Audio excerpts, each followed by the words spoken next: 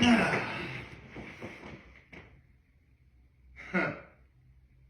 Hold on.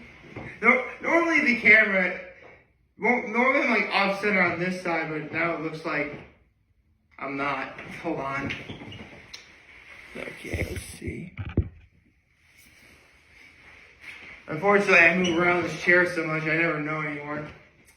Good morning and happy Friday, everyone. Let's see, where do I begin? Let's do my low, my high, my acts of kindness. Well, of course I was going to start there. Why wouldn't I? So, actually, you know, both my low and my high are intertwined. Last night, I got to see Country Khaos again. And my low is the fact that the show ended. I don't know. It's just one of those things where you just don't want it to end. You know, But on a serious note, I'll explain more on this in the video, but I had a wonderful day yesterday listening to Country Khaos at Illegal Tap House. What was my active kind? Well, actually, I actually gave the band one of my jars of pickles because that's what I do. Actually, hold on, let me fix one thing. Hold on. Here we go.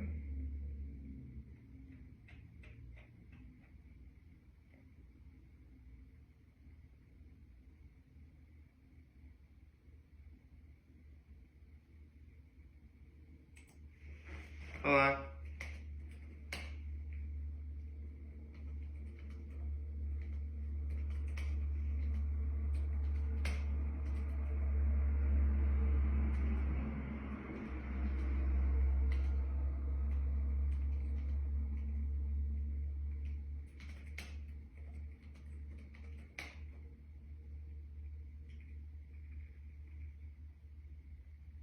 Okay.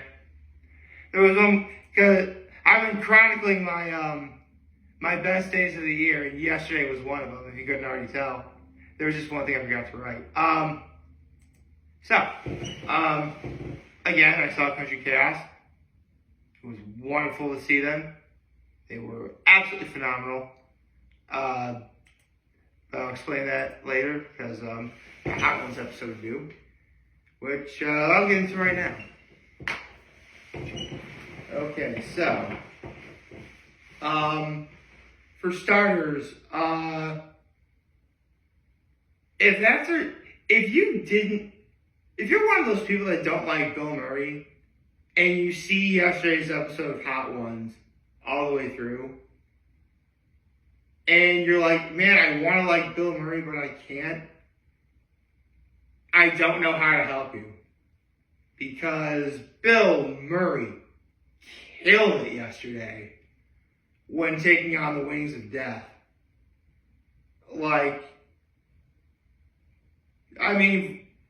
No water, no milk, of course, but he was just unfazed. It was unbelievable. And I'm not gonna lie, I was worried for him.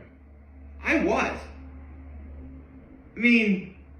To my knowledge, he's the oldest person to ever take on the Wings of Death at age 74.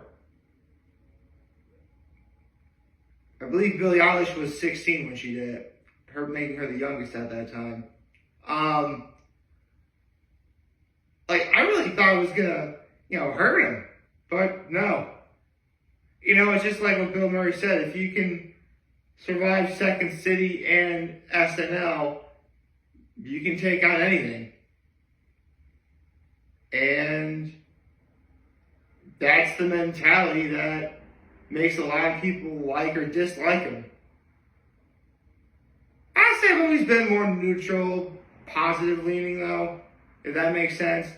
I don't care one way or the other about one way or the other for Bill Murray, but I will admit, as the years have gone on, I like him more and more. So take that what you will. And a lot of people really do like him too, because literally the first question Sean asked is, how early can Bill Murray tell when there's chemistry, between amongst co-stars. I mean, Bill Murray's been in a whole lot of films. Film chemistry is a very important aspect of making a good film. How do you figure that out? And Bill Murray is able to tell within the first couple of lines, like, oh, okay, this guy or this girl or this person, their timing is good. Their line delivery is on point. Like, they can be funny. Those are the things he's looking for. And it works. They talked about how improv makes co-stars look better. Specifically how competition is good for comedy.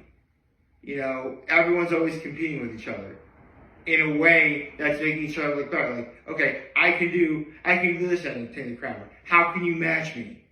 And then some guy does equal or greater value, and another person does equal. Basically, it builds and builds and builds until you get something really good. You compete. It's what Bill Murray said. They're competing with each other, not competing against each other. That's really smart. I was right in thinking that Sean was going to ask him anything about SNL, and he did. Specifically the fact, what are his thoughts on SNL being on for 50 years. And his initial response was, it was like high school. Do your 5 years, and then you're done. Problem is, everybody else is doing their 5 years, and so more and more people are doing their 5 years, and he was like, after 25 years, I stop. And, I guess it's Bill Murray's way of saying, he didn't necessarily expect it to be going this long, especially in the beginning, but for one thing, he's very glad that it is, and also, why stop it now? Is there any reason why you can't do, 60 or 70? Look, SNL is one of those shows where it's going to keep going until either something bad really happens, time stops, or both. So there you go. Sean asked him, what would you say is your best performance ever? What do you think you'll never do better than? And Bill Murray says, I don't think I'll ever be able to do anything better than Broken Flowers. He was asked a couple true-false questions. The fact that he was bitten by a groundhog twice in the making of Groundhog Day, that happened. In fact, the second time, he was wearing a glove and the groundhog bit through the glove. Apparently, he was also told that the groundhog was actually a wild groundhog. The trainers just got him from over there. Not literally over where I'm pointing, but over yonder. A couple weeks ago. He also gave Wes Anderson a check for $25,000 to shoot a helicopter shot. That was also true.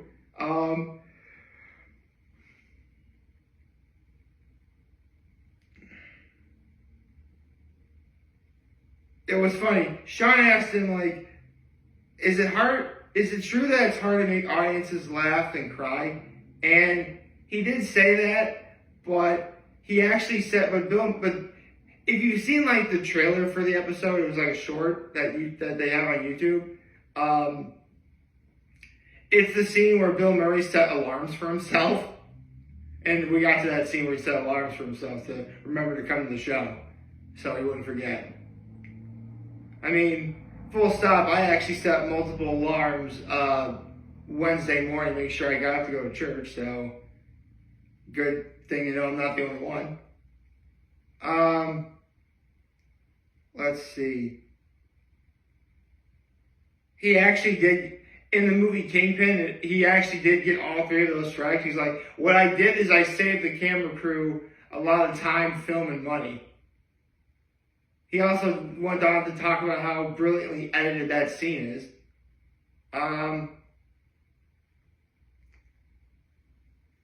For the bomb, they talked about, and again, Bill Murray does not flinch. Even against the bomb, it was insane. So, Sean asked him how Bill Murray is actually really involved with a lot of minor league teams. So, like, what were the best game day promotions? There was a Viagra Day. There was one night Viagra night. There was one night where they don't open the gates until the 5th inning. And there was one where one of the, or the guy who was announcing to the fans was getting a live rectal exam. I mean, there was a curtain behind him according to what Bill Murray said, but still. You know what? Some of those things are really the only kind of things that Bill Murray would do. It's funny that way. He talked about how the most memorable show he ever did back when he was in a garage band in high school was Mrs. Dowdles. And for The Last Dab, because Bill Murray was at Hot Ones to promote his new movie Riff Raff, which he co-stars with Hot Ones alumni Pete Davidson. For The Last Dab, Pete Davidson actually got to come onto the show and, for starters, take a last dab, because he didn't do the last. He did the last dab, but he didn't actually dab the wing. Anyway, basically, Pete Davidson was going to let Bill Murray know what he's in for and how to recover. Funny enough, though, when Pete Davidson took a bite of the last dab wing, he actually showed more expression and actually tears, literal tears, than Bill Murray did in the entire episode. Yeah, I'm going to say it, Bill Murray's goated. He is.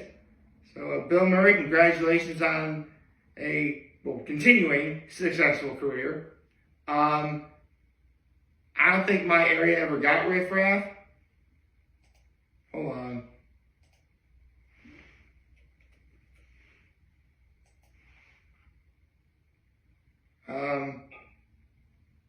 If we ever got it in my area, I'll probably try and check it out.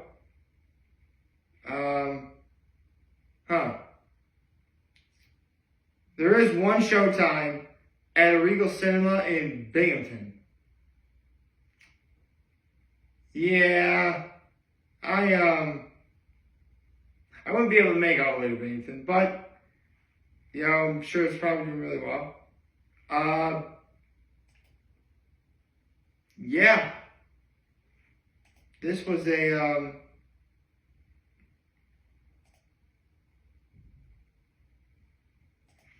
really great episode. Glad I got to watch it. Glad to see that Bill Murray completely killed it.